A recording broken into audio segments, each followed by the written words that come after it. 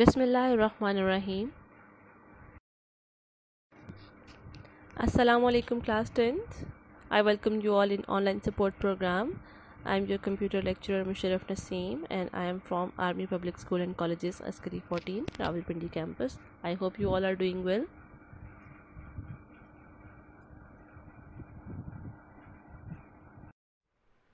Alright students, I welcome you in your chapter number 3 and today we are going to have our 10th lecture, and in today's lecture we are going to go through the pages of your textbook from page number 47 up till page number 50, and you are all going to be able to understand the typecasting, what the typecasting is and what are the types of the typecasting. The very first type of the typecasting is implicit and the other one is explicit, and after that we are going to discuss what are inputs and outputs in C++ language and how we can handle input and output of the C++ programs. So let's start our lecture.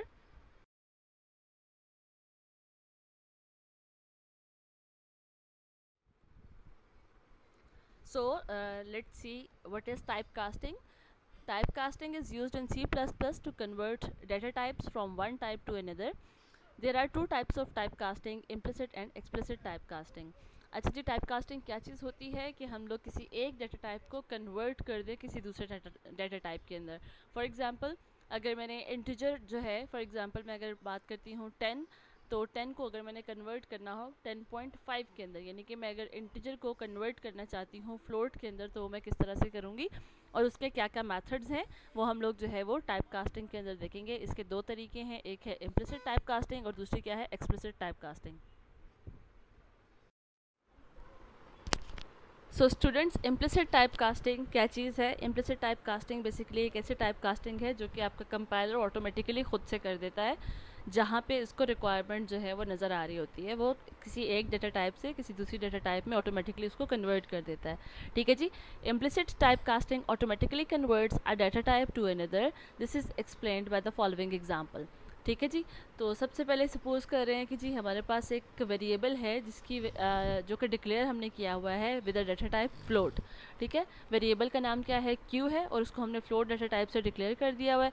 और हमने जब Q के अंदर जो है वो calculations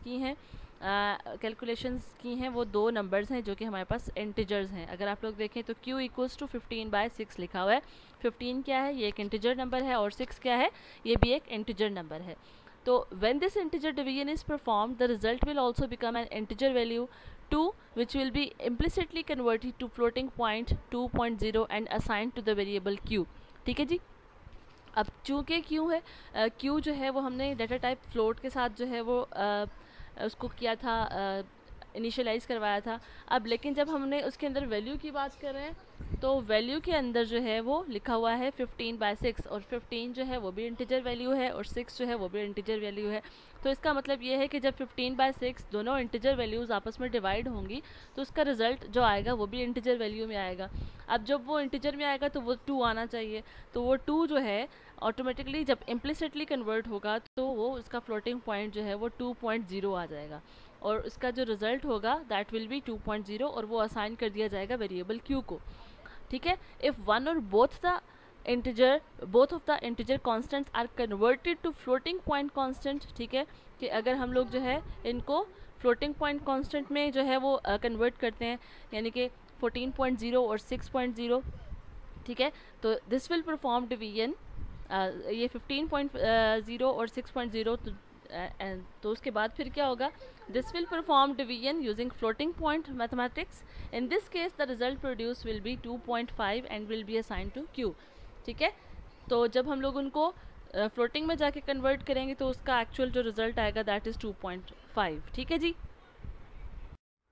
उसके बाद उसकी सेकंड टाइप आती है that is explicit typecasting.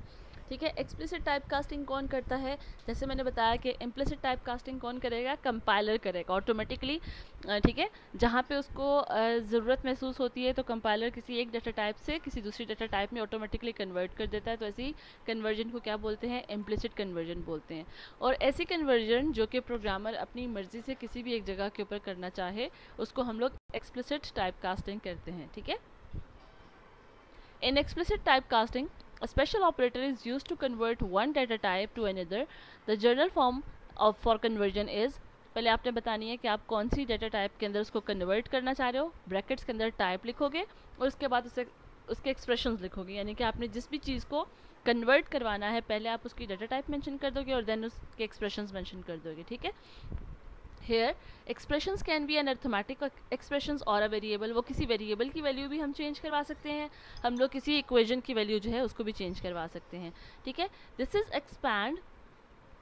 explained by the following example. Suppose A and B are variables of type int and Q of type float, ठीक है, कि इसमें A जो है वो क्या है, int का है, और Q जो है, A और B जो है वो int में हम लोगों ने इसको डिक्लेयर किया हुआ है, Q जो है उसको हमने फ्लोट में डिक्लेयर किया हुआ है।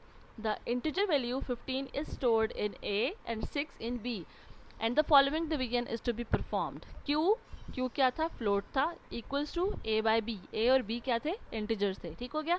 When this division is performed, integer maths will be used and the result produced will be 2 which will be assigned to the variable Q, ठीक है जी। अगर हम लोग उसको डिवाइड करेंगे 6 को और 15 को तो उसका रिजल्ट जो है वो इंटीजर में अगर हम लोग करते हैं तो वो 2 आना चाहिए। To obtain correct results, typecasting should be used to convert at least one of the operands to type float as shown below, ठीक है। अगर हम लोग इसका लॉजिकल डिवीजन करें तो इसका एक्चुअल आंसर क्या आना चाहिए, 2.5 आना चाहिए, जो कि यहाँ पे नहीं आ रहा। क्यों? क्योंकि A और B दोनों क्या है, इंटीजर्स हैं। तो इसको जब हम लोगों ने एक्सप्लिसिटली कन्वर्ट करना होगा तो हम लोग किस तरीके से लिखेंगे, ये रेड कलर में जो है वो हाईलाइट किया हुआ है। Q equals to small brackets के अंदर आपने लिखा है फ्लोट, उसके बाद A बाई B यानी कि एक्सप्रेशंस आपने मेंशन कर दिए हैं, ठीक है। तो इसका मतलब ये है कि A और B जब डिवाइड होंगे उसका जो रिजल्ट होगा उसको कन्वर्ट कर दिया जाएगा फ्लोट डाटा टाइप में एंड देन उसको असाइन किया जाएगा वेरिएबल Q को, ठीक है। Now first the value stored in A will be converted to type float and then the division will be performed, ठीक है, कि पहले उसकी वैल्यूज जो हैं वो कन्वर्ट होंगी और उसके बाद डिवीजन होगी, तो फिर उसका जो आंसर आएगा वो फ्लोट में आएगा, जो कि इसका करेक्ट आंसर होगा, that is 2.5 and will B produce which will be assigned to Q. Similarly, the int type also can be used to convert the floating point, ठीक है। आप किसी भी एक डाटा टाइप में से किसी दूसरी डाटा टाइप के अंदर कन्वर्ट कर सकते हो, इंट से फ्लोट में कर सकते हो, फ्लोट से इंटीजर में कर सकते हो, ठीक है। और इसके अलावा हम लोग इंटीजर और फ्लोट के अलावा हम लोग कैरेक्टर की बात क्यों नहीं कर रहे हैं यहाँ पे, क्योंकि कैरेक्टर जो है वो इस तरह से कन्वर्ट नहीं हो सकता, ठीक है। कैरेक्टर क्या होता है, एक सिंगल एक अल्फ़ाबेट हो सकता है, कोई एक स्पेशल सिंबल हो सकता है या कोई नंबर हो सकता है, इस वजह से उसकी कन्वर्जन जो है उस तरह से पॉसिबल नहीं है। तो कन्वर्जन्स नॉर्मली इंटीजर और फ्लोट के अंदर ही होती है, या इंटीजर से फ्लोट में करनी पड़ती है या फ्लोट से इंटीजर में करनी पड़ती है। तो इसी तरह वॉइस वर्सा हम लोगों ने जब भी कन्वर्जन करनी होती है जहाँ पे प्रोग्रामर अपनी मर्ज़ी से या अपने सिचुएशन के अकॉर्डिंगली या अपने प्रोग्राम की करेक्टनेस के लिए जो है अगर ये ऐसा करता है तो वो क्या हो जाएगा, एक्सप्लिसिट टाइप कास्टिंग हो जाएगी। और अगर जो है वो आपका कंपाइलर ऑटोमेटिकली खुद से डिसाइड करता है तो वो क्या हो जाएगा, इम्प्लिसिट टाइप कास्टिंग हो जाएगी, ठीक है। इसी तरीके से आप इंटीजर को फ्लोट में कर सकते हो और फ्लोट को इंटीजर में कर सकते हो। आई hope this is clear. So the next topic is input-output handling. As you all know, you all have been going through the programming of C language in your metric class. सो आप सबको पता है कि input क्या होता है, output क्या होता है। इनपुट क्या चीज़ है, जो भी डाटा हम लोगों ने यूज़र से रिसीव करना होता है या हम जो है वो किसी से लेते हैं, वो इनपुट कहलाता है। और आउटपुट क्या होता है, जब हम अपने स्क्रीन के ऊपर उसका रिजल्ट जो है डिस्प्ले करवा रहे होते हैं या अपनी स्क्रीन के ऊपर कोई भी मैसेज जो है वो डिस्प्ले करवा रहे होते हैं, उसका आउटपुट कहलाता है, ठीक है। In computer programming, providing data to a program from outside source is known as input and output means to display some data on screen और save in a file on a storage device, ठीक हो गया। उसके बाद है in C++ input output is performed by using streams. A stream क्या है, इसको अंडरलाइन कर लें। A stream is a sequence of data that flows in and out of the program. The cin and cout are the standard statements that use the iostream.h header files for performing IO operations, ठीक है जी। जब आपने C++ के अंदर काम करना है तो C++ में काम करने के लिए आपके लिए ये रिस्ट्रिक्शन है कि आपने जो भी काम करना है वो iostream.h की हेडर फाइल के अंदर रहते हुए करेंगे, तो ही आपके प्रोग्राम के अंदर इनपुट या आउटपुट ऑपरेशंस जो हैं वो परफॉर्म हो सकेंगे। इसके अलावा इनपुट आउटपुट ऑपरेशंस जो हैं वो अगर आप हेडर फाइल के बगैर करते हैं तो वो परफॉर्म नहीं होंगे, ठीक है जी। अच्छा, तो इनपुट आउटपुट फंक्शंस जो हैं वो बेसिकली कौन से हैं हमारे पास फंक्शंस? गेट सी एच का मतलब क्या है? गेट कैरेक्टर, कैरेक्टर के लिए हम लोग सी एच यूज़ करते हैं, और गेट स्ट्रिंग के लिए यूज़ करते हैं and puts. Get C H जो है वो इनपुट के लिए होगा, गेट स्ट्रिंग जो है वो भी इनपुट के लिए होगा। पुट्स का मतलब क्या है? हम लोग किसी स्क्रीन के ऊपर कोई स्ट्रिंग जो है वो डिस्प्ले कर रहे हैं या स्ट्रिंग पुट कर रहे हैं, ठीक है। ये सारे फंक्शंस जो है वो इनपुट आउटपुट हैंडलिंग ऑपरेशंस के लिए हम लोग यूज़ करते हैं। Clear? So now we are having the C out statement. आपने मेट्रिक के अंदर जो है वो सी लैंग्वेज पढ़ी थी, तो वहाँ पे आप लोग फेमिलियर थे प्रिंट एफ और स्कैन एफ के फंक्शंस के साथ। तो सी प्लस प्लस में लॉजिक बिल्कुल वैसी ही होगी, प्रोग्राम्स के लिखने का मेथड भी बिल्कुल वैसा ही होगा, सिर्फ आपके पास जो है वो उसका सिंटैक्स थोड़ा सा डिफरेंट होगा, जो कि सी और सी प्लस प्लस में थोड़ा सा वेरी कर रहा होता है। तो यहाँ पे जब हम लोगों ने आउटपुट करवाना होता है या स्क्रीन के ऊपर कुछ प्रिंट करवाना होता है, तो हम लोग प्रिंट एफ फंक्शन को रिप्लेस कर देते हैं सी आउट स्टेटमेंट के साथ, ठीक है। The cout statement is used to output text or values on the screen. The following is the syntax of cout statement. Syntax इसका क्या है कि आपने सी आउट का कीवर्ड लिखना है और उसके बाद लेस देन के 2 सिंबल्स लगाने हैं, ठीक है। ये दोनों हमेशा ऑल टुगेदर इकट्ठे आएंगे जब भी आप सी आउट यूज़ करोगे। उसके अंदर कैरेक्टर स्ट्रिंग या वेरिएबल आपने जो भी डिस्प्ले करवाना है, आप चाहे किसी वेरिएबल से कोई वैल्यू डिस्प्ले करवाओ या चाहे आप अपना फॉर एग्जांपल डबल कोट्स के अंदर हेलो वर्ड लिख दो, तो वो इसी तरीके से डिस्प्ले हो जाएगा, ठीक है। तो the keyword C out is used in with insertion operator on the its right side which is 2 less than signs, ठीक है। less than all together इकट्ठे आएंगे, followed by a character string और a variable। उसके बाद आप चाहे उसको किसी string को डिस्प्ले करवा दो या किसी वेरिएबल को करवा दो। the insertion operator displays the content of the character string or the value stored on the variable on the screen. It directs the output to the standard output device which is monitor, ठीक है। कि ये जो cout की statement है ये किसके साथ? सबसे पहली बात ये iostream.h की हेडर फाइल के साथ जो है वो ऑपरेटेबल होगी, और इसके बाद इस स्टेटमेंट का मतलब क्या होगा? ये आपके मॉनिटर के ऊपर जो है जो कुछ भी इसके अंदर लिखा होगा उसके क्रॉसपॉन्डिंग इसको डिस्प्ले करवाएगी। Note that the statement ends with semicolon. ये बात आप लोगों ने अच्छी तरह से याद रखनी है कि हमेशा आपकी जो भी सी की या सी प्लस प्लस की स्टेटमेंट होगी वो सेमीकोलन के साथ जो है वो एंड होनी होगी, ठीक है। The insertion operator may be used more than once in a single statement, ठीक है। कि आप इसके लिए वो इस ऑपरेटर को एक से ज़्यादा दफ़ा भी यूज़ कर सकते हो एक ही स्टेटमेंट के अंदर, ठीक। I hope this is clear. Let's have a look on a demonstration of a program कि हम लोगों ने किस तरह से लिखना है। ये हमारे पास एक प्रोग्राम है जो कि डेमोन्स्ट्रेट करेगा कि हमने सी आउट की स्टेटमेंट को किस तरह से यूज़ करना है। आप लोग देखें, सबसे पहली स्टेटमेंट जो है that is the pre processor directive, और इसके अंदर हम लोग क्या यूज़ करेंगे? हैश इंक्लूड एंगल ब्रैकेट्स के अंदर iostream.h। इसका मतलब क्या है कि ये क्या है? This header file is used for input output functions. अगर हम लोग ये नहीं लगाएंगे तो हमारा कोई भी इनपुट और कोई भी आउटपुट का फंक्शन जो है वो काम नहीं करेगा।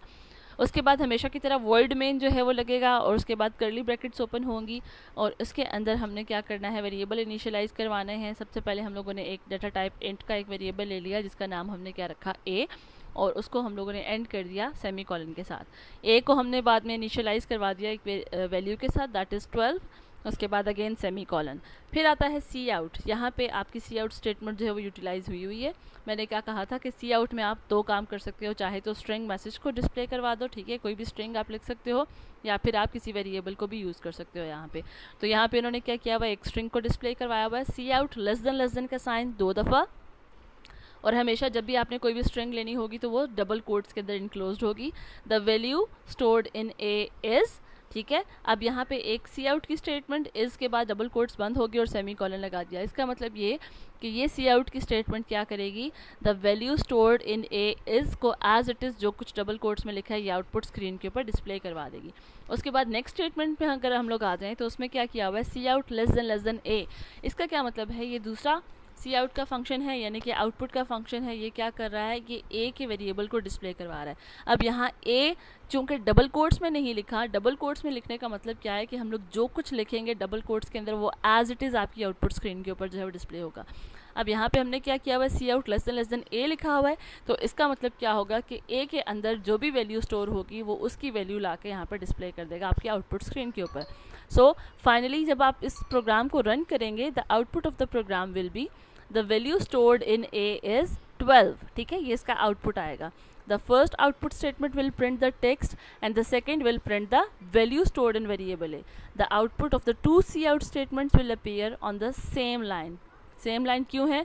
क्योंकि हम लोगों ने यहाँ पे कोई एंड एल नहीं लगाया, हम लोगों ने यहाँ पे कोई बैकस्लैश एन नहीं लगाया, इस वजह से वो जो भी आउटपुट आएगा वो सेम लाइन के ऊपर आ जाएगा। क्लियर? उसके बाद है हमारे पास सी in statement. C in statement किसके लिए होती है कि हम लोगों ने जब इनपुट लेना होता है, ठीक है। The C in statement is use to input data from the keyboard and assign it to one or more variables. वो चाहे आप एक वेरिएबल इनपुट करवा रहे हो या 10 करवा रहे हो, आपकी मर्जी, ठीक है। The following is the syntax of C in statement. आपने किस तरह से इनपुट फंक्शन जो है वो लेना है, जैसे कि हमने लिया था सी आउट का कीवर्ड था, तो सिमिलरली यहाँ पे सी इन, ठीक है। सी इन का मतलब ये है कि ये इनपुट लेगा, ये इसका कीवर्ड है, ये आपने as it is lower case letter के अंदर इसको लिखना होगा, और उसके बाद जो इनपुट होगा याद रहे कि इसके लिए जो सिंबल्स होंगे वो ग्रेटर देन के डबल सिंबल्स यूज़ होंगे, ठीक है। सी आउट के लिए हम लोग क्या करते थे, लेस देन 2 टाइम्स यूज़ करते थे, और सी इन के लिए हम लोग क्या करेंगे, ग्रेटर देन के सिंबल्स जो है वो 2 टाइम्स यूज़ करेंगे। तो इसका सिंटैक्स क्या है, सी इन ग्रेटर देन वेरिएबल, ठीक है, और उसके बाद सेमी कॉलन। यहाँ पे अब मैंने स्ट्रिंग मैसेज नहीं लिखा हुआ।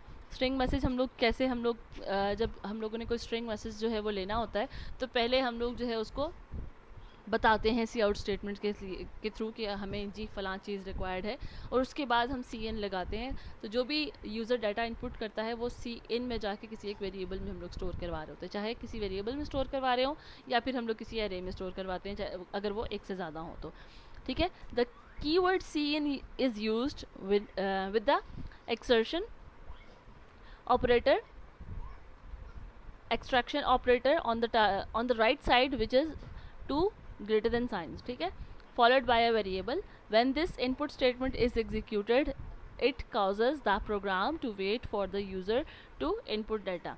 The data entered by the user is assigned to the variable. तो ठीक है, CN में हम लोग जो भी वेरिएबल का नाम मेंशन करते हैं, फॉर एग्जांपल अगर मैं लिखती हूँ सी इन ग्रेटर देन ए, तो यूज़र ने अगर 45 वैल्यू लिखी है उसके अंदर सी इन करवाते हुए, यानी कि अपने इनपुट देते हुए, तो वो 45 की वैल्यू जो है वो ए को असाइन हो जाएगी।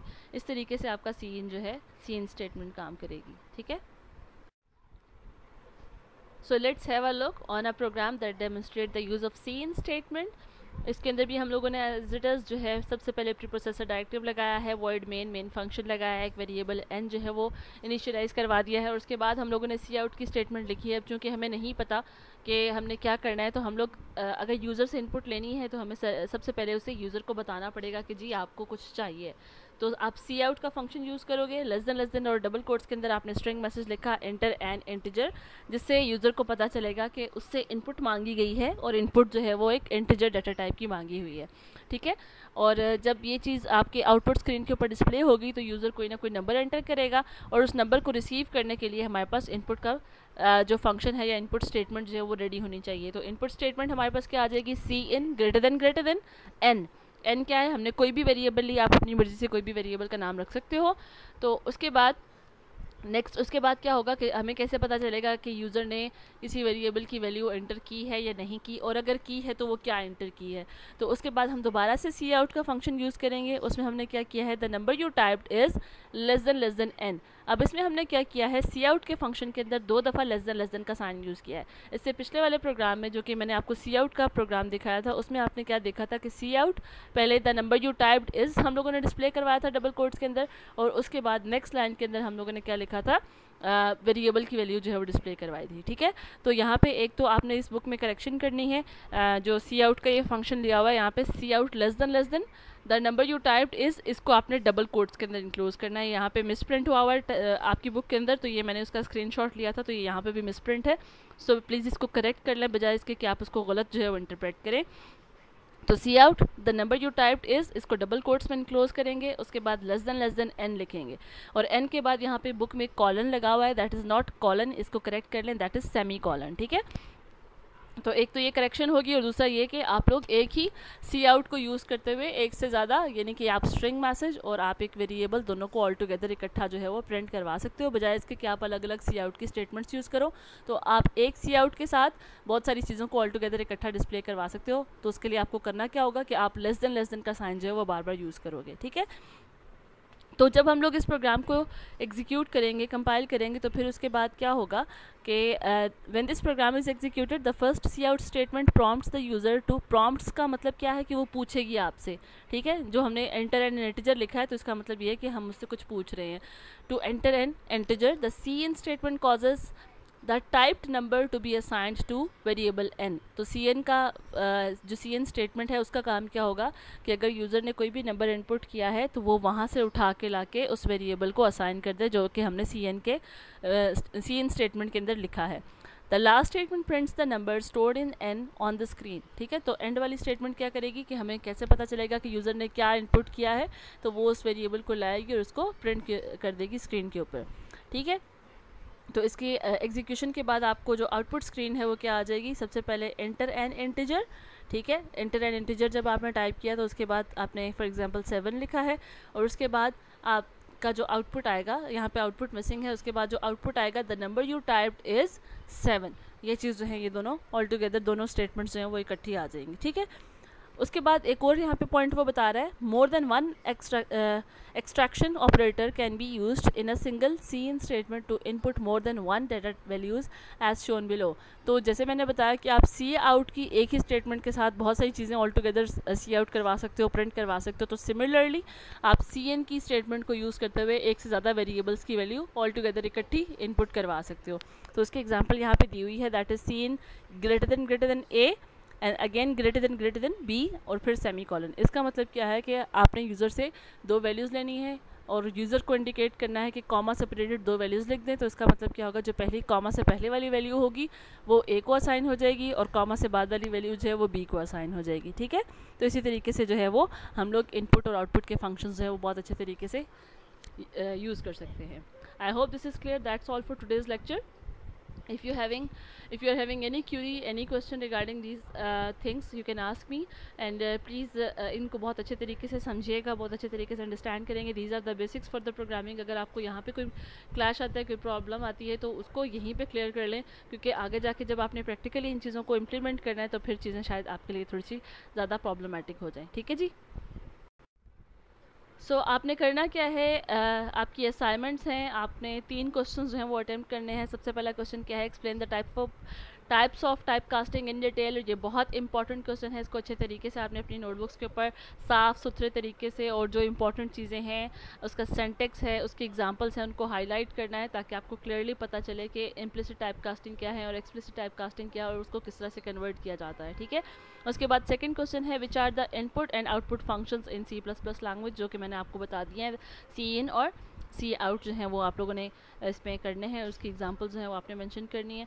उसके बाद दैट्स इट, ठीक है। आपके लिए आज के लिए इतना ही काम है और उसके बाद जो है आप लोगों को मैंने एक लिंक सेंड कर दिया हुआ है dev C++ का, आपने उसको इंस्टॉल करना है अपने सिस्टम्स के ऊपर। जब आप इंस्टॉल करेंगे तो फिर हम लोग इंशाल्लाह प्रैक्टिकली अपनी प्रोग्रामिंग की तरफ जो है वो फॉरवर्ड हो जाएंगे। तब तक के लिए टेक केयर, अल्लाह हाफिज़।